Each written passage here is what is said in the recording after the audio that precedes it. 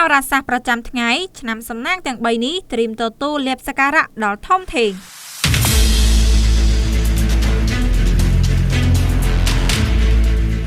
ឈុតណាឆ្នាំជួតខាលនឹងថោឆាប់មកទទួលទ្រព្យធំជាបន្ទាន់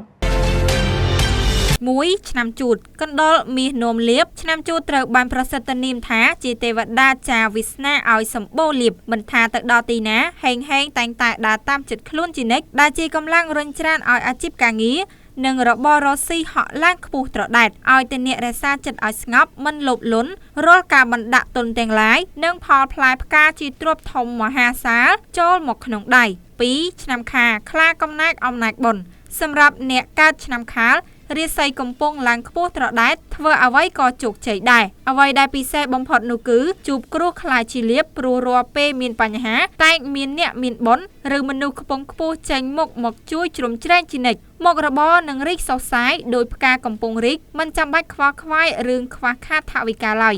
សេដ្ឋកិច្ចគ្រួសារនឹងហក់ឡើងយ៉ាងគំហុក3ឆ្នាំថោះតុនសាយមានបញ្ញាឆ្នាំថោះជាបុគ្គលដែលមានសមត្ថភាពការងារយ៉ាងប៉ិនប្រសប់និងមានភាពវៃឆ្លាតលើគេដោយសារតែភាពតស៊ូ